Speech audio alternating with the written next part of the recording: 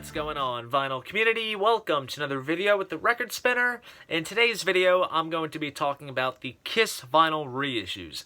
Now, some vinyl YouTubers have done videos in the past talking about these reissues when they first came out, but I figured I'd throw my hat in the ring for a couple of reasons. Number one being that Kiss is my favorite band of all time. And yes, some of you might be shocked because of that, considering that I am a big progressive rock nut, and I will essentially buy anything with a Pink Floyd emblem on it. But Kiss will always be the first band that I go to before anyone. And there's a little bit of nostalgia linked between them and myself. They were the first band I ever got into as a kid. I became a fan around the time I was maybe 2 going on 3 years old. Just seeing them on TV with the costumes, the makeup, and the ear-catching music, I was instantly hooked, and I have never looked back since.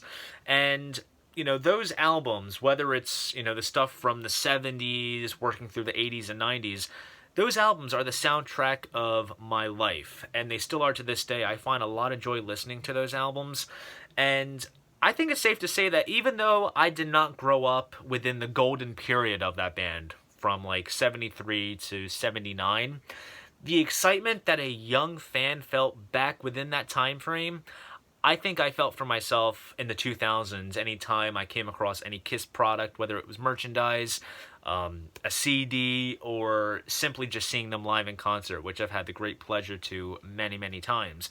And speaking of seeing in concert, the day that this video will be uploaded, which will be Friday, March 29th, is the night that I am actually going to be seeing them in Philly on their End of the Road tour. So I kind of wanted to do this video just to do something special to kind of coincide with that, and also please all the Kiss fans out there that, you know, might be watching this video, enjoy the channel, and want to think what my opinions are on these reissues. But anyways, enough of the chit-chat. Let's jump into what this video is all about. So, this all dates back to around 2014, and Universal decides to reissue the Kiss catalog back onto vinyl. And this was right after the release of the Casablanca singles 7-inch box set, which came out back in 2012. And I think this was a rather prime time to do a vinyl reissue campaign for these guys. Considering that 2014 was the band's 40th anniversary, finally been inducted into the Rock and Roll Hall of Fame, so I guess this was a way of kind of capitalizing on that, or just simply because of the whole vinyl resurgence that had been happening in recent years at the time, this was an attempt to get those albums into the hands of young record buyers.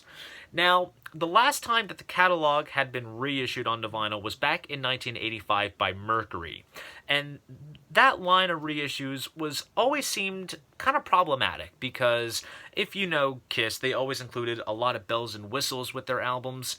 That was missing with these reissues. There were a lot of liberties taken with the artwork. Albums that had, you know, gatefold sleeves were now reduced to just, you know, single sleeves with nothing additional. It was done very, very shoddy.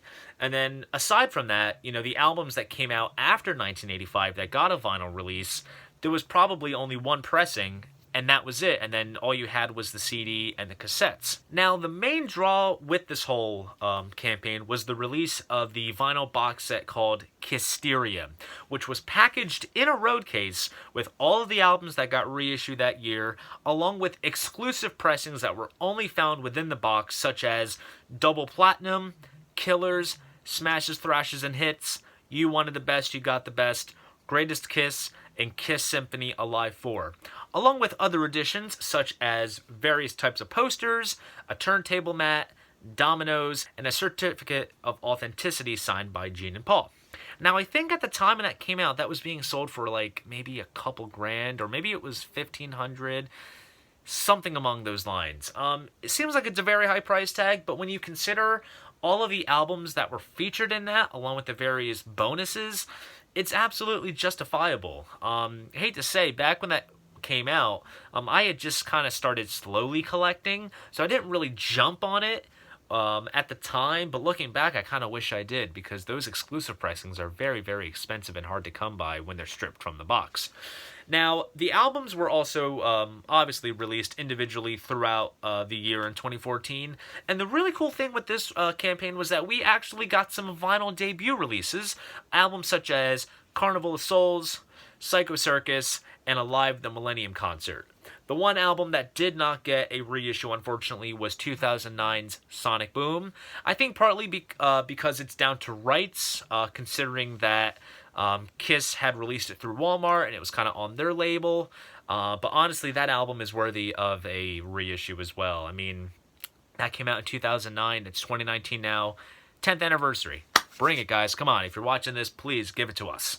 One of the interesting things, too, with this campaign was how they approached music from The Elder. Now, earlier versions of The Elder had a bit of a wonky kind of track listing. There were some versions where the song Escape from the Island was missing, or it opened up with The Oath. It was just kind of like a hodgepodge depending on when it came out. Now, the album was released in its proper track listing when it was remastered for CD around 1997. And they actually went ahead and reflected that track listing here on vinyl for the first time.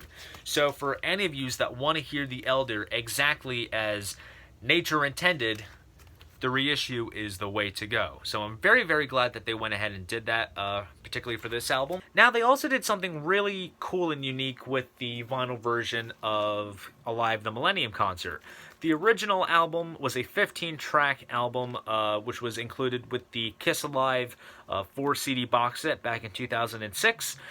There were 2 tracks that were released as Best Buy-only bonus tracks, and then there was a Japanese-only bonus track. And they actually took those bonus cuts and sequenced them within the context of the album as if they were kind of in sequence with a show's kind of set list. So they included those tracks here, which is really nice.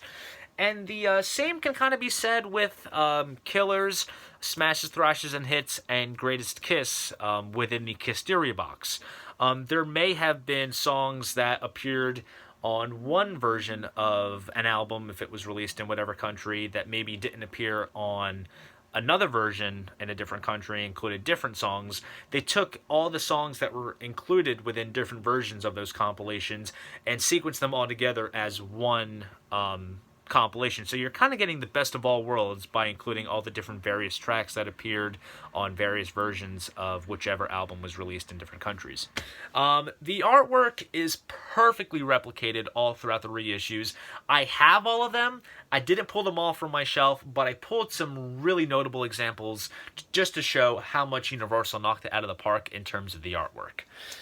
Right off the bat, I think the biggest one that I have to mention is Kiss Alive 2. Right off the bat, you get the amazing gatefold, which is still amazing, and I'm sure it is to any young kid's eyes today. We also get the Evolution of Kiss book, which has all the pictures of the band all throughout the years at that time. And a brief little write-up of the band's history.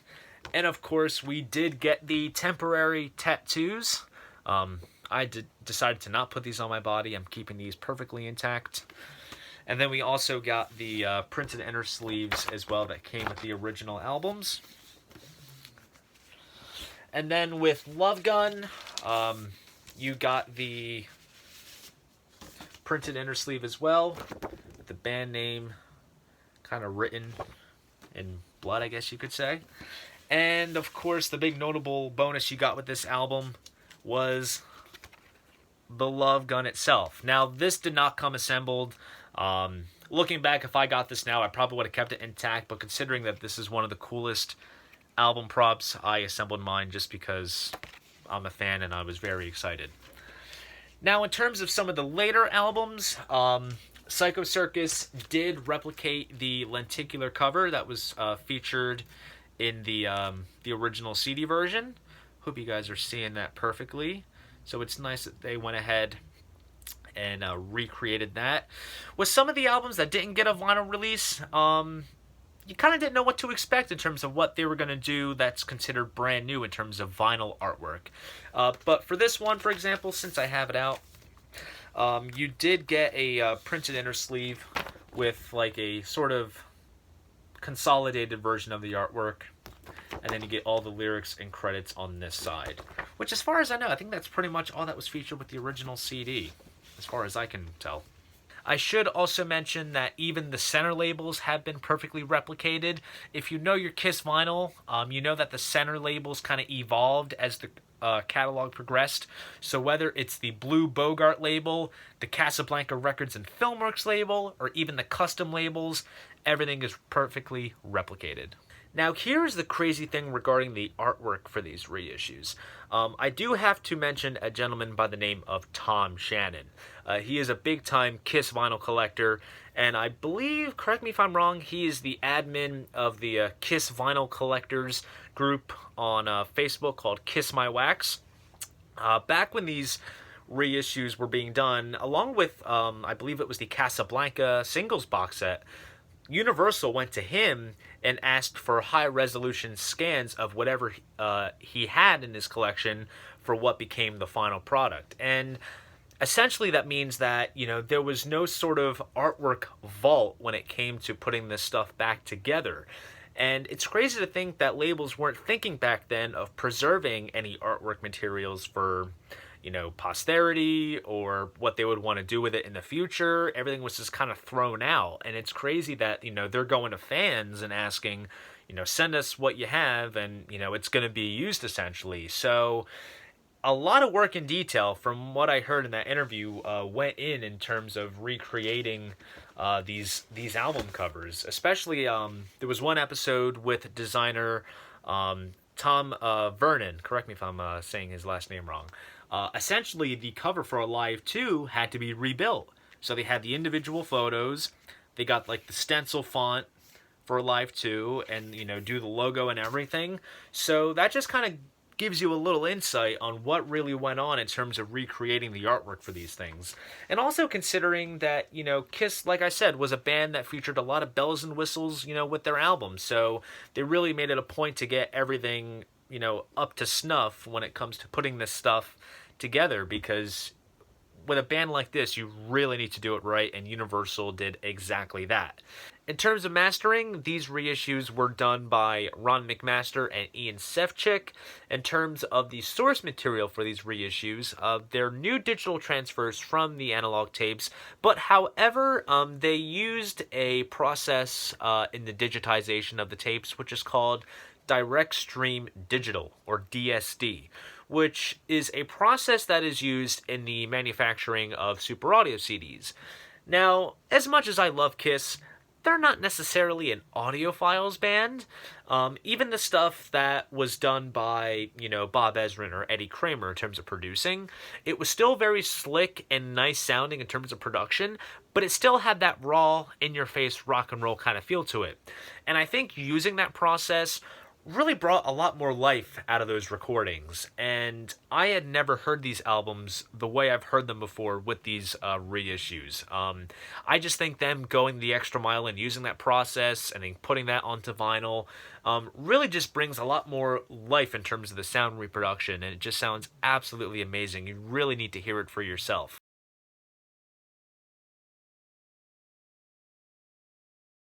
Now, I only have one minor complaint with these reissues. Now, the first couple of albums, I didn't necessarily really come with any extras or inner sleeves or whatever. They were packaged in these nice anti-static inner sleeves, which are absolutely fine. Protects the record quite nicely. But once you start kind of working through the catalog and you notice that there's inserts and printed inner sleeves and stuff, you essentially only got the record sleeved in that, and that's kind of unfortunate. If anything, they could have just had like the inner sleeve as an extra, and then have the album in a nice, poly-lined inner sleeve. So like, the record came in this kind of sleeve, opens up like that, and then I just ended up swapping it out with a with an anti-static sleeve. So that's my only complaint, if they just went ahead and packaged everything that way. But that's only minor. I mean, overall, it's all about the music. Now, as of right now, these reissues are still relatively available. You could probably snag them on average around $20 to $25, which is not bad considering what they were asking for when these first came out. I think when these first hit like the pre-order market, they were asking like $35 to $40 for just single LP albums. Single LP. And then once you get to the doubles, you're paying out the wazoo. And I remember when these first came out, I had just kind of started slowly collecting, and when I saw the prices for them, especially in like the small like mom and pop shops, I'm like, this is absolutely insane. I can't pay that much for it. But I do remember I got the first 3 albums as a bundle pack from Pop Market for Christmas. And then I actually started buying from Amazon sellers, the third-party resellers, and those turned out to be overseas pressings, which were done over at GZ Vinyl, and the mastering was completely different. It sounded pretty good, but it certainly was not the full-blown DSD audio that the Americans got. But it wasn't bad. So I kind of got those, and then as prices started to drop, I started to buy them more. And then, unfortunately, some albums are going out of print, especially right off the top of my head. Some of the solo albums were going out of print. Hot in the Shade, Revenge. Like, there's a couple of albums that, you know, you just see them go for like 60 to 70 bucks, and you're like, why? And I think it's partly because it's due to popularity. The albums that sell the most are guaranteed the early albums, so Universal makes it a point to keep those still available on the market. But for some of those albums that, you know, might appeal to just the diehards, they'll do like an initial run, and then that's kind of it, and then they slowly disappear. So I actually had to buy from overseas sellers and get them for a decent price instead of paying the exuberant American prices. I should also mention lately that Universal has been putting some of these reissues out again on the market, this time around on colored vinyl, and they're currently being sold through a website called thesoundofvinyl.com. Now, The Sound of Vinyl takes artist albums and puts them out on colored vinyl and presses them up in limited quantities. And coincidentally, all of the artists that they've done so far in terms of their colored vinyl reissues are all artists that are under the Universal umbrella. So I guess it's kind of a company tie-in deal. But so far they've done a couple of Kiss albums. So far they've done Destroyer on marbled red vinyl, Rock and Roll Over on orange vinyl. They did a 40th anniversary box set for the solo albums on each member's associated color of vinyl, and they've also done the self-titled debut on clear vinyl. Those go for around $30. And when these first hit the market, I was kind of curious. I later found out that they essentially took the same pressing materials and metal parts from the 2014 reissues and just pressed them up on colored vinyl. And for myself, there's no real need to, to buy those because I'm already satisfied with the black vinyl versions. But if you don't have, the reissues that they've done back in 2014 and you see these, perhaps you can go after these because it's colored vinyl and it's cool to look at. But if you're satisfied with the 2014s, there's no real need to pick them up unless you're an Uber fan. But that is besides the point. Overall, this reissue campaign was one that was done absolutely perfectly. I give this 2 thumbs up. Universal did a fantastic job preserving the band's legacy on the vinyl format once more. Everything down to the pressing quality, the mastering, the artwork replication. It is done to the highest degree of detail. And I suggest to all of you, if there's a Kiss album that you're interested in or one that is your all-time favorite, pick it up. Make sure it's the 2014 reissue. You will be blown away with the results. Trust me.